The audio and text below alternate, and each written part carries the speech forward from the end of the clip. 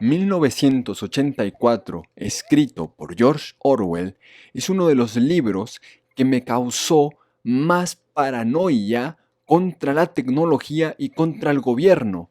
Yo estuve pávido y temeroso de la televisión, de los medios de comunicación, de mi celular y de cualquier medio de control masivo que pudiera usar el gobierno. Esto después de leer 1984. Winston es el personaje principal de esta novela. Trabajaba en el Ministerio de la Verdad y su trabajo básicamente era recibir archivos y quemarlos. Ese era su trabajo, pero Winston se daba a la tarea de revisar lo que estaba quemando. Entonces se empezó a dar cuenta que el gobierno estaba modificando la historia, que cada vez le faltaban datos o le añadían datos a las cosas y a los hechos y que nadie se daba cuenta.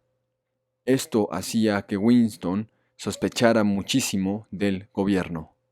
Winston es un personaje del futuro, porque esta novela fue publicada en 1948 y nos habla del año 1984 y de cómo la tecnología y el gobierno van a acaparar todo.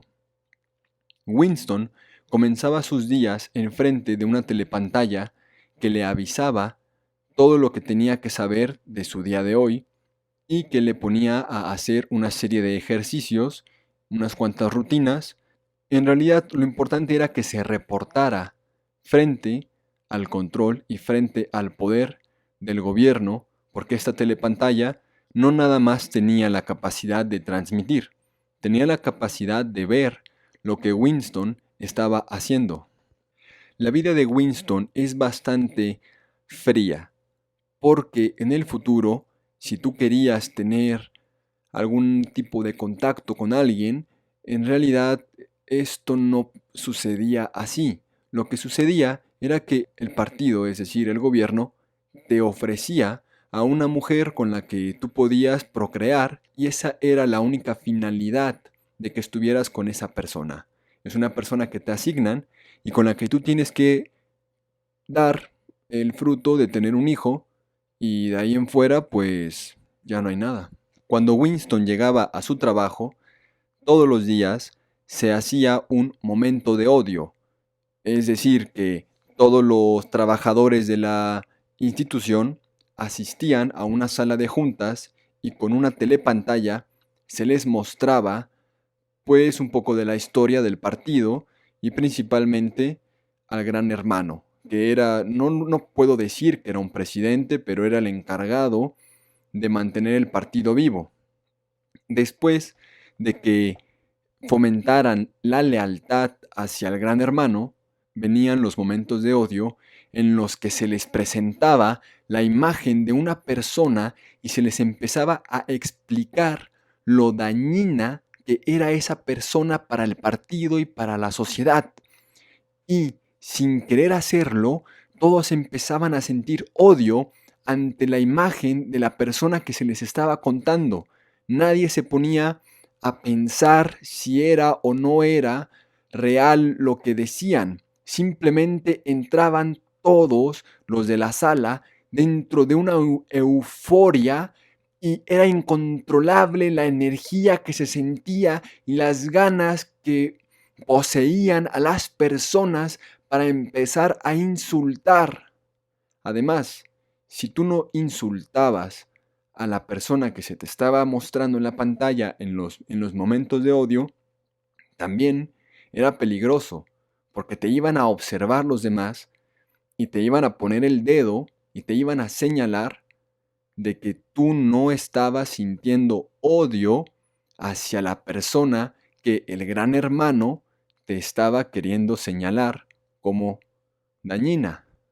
En el futuro, la sociedad está completamente dominada por el pensamiento del Gran Hermano. Es decir, el Gran Hermano a través de los medios digitales y tecnológicos logró que toda la ciudadanía creyera y confiara en su vertiente de pensamiento. Es decir, el gobierno a través del Gran Hermano, acaparó todo y controla todo y censura todo lo que él considera necesario ser censurado.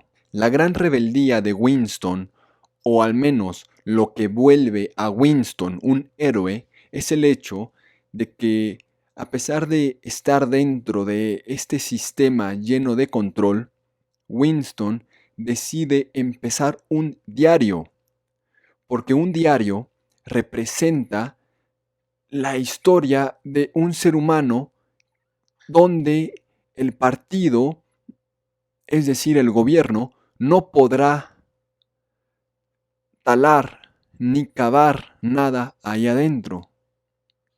El diario que empieza Winston representa la individualidad de Winston, representan sus pasiones, representan sus ideas.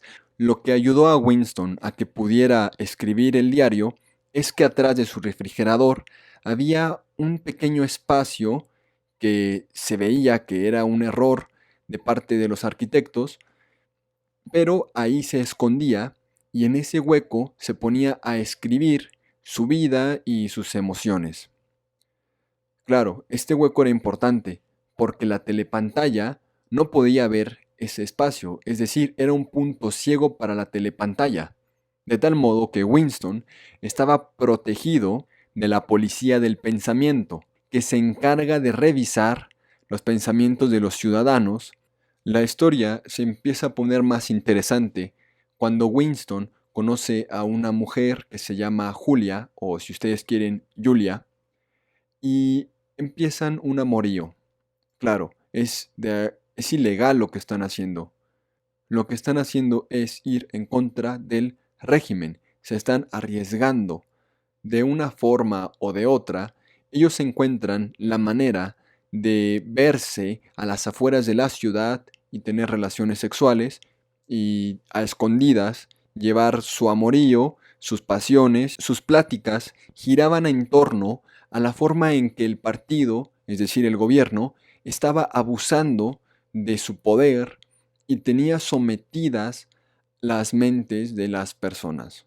El final de la historia es cuando la policía los apresa y resulta que la policía estuvo enterada de todo durante todo el tiempo, que en realidad estaba retrasando eso, pues para tener más información de ellos y para tener mejor forma de darle sentencia, pero ya estaba todo bastante planeado por parte del gobierno.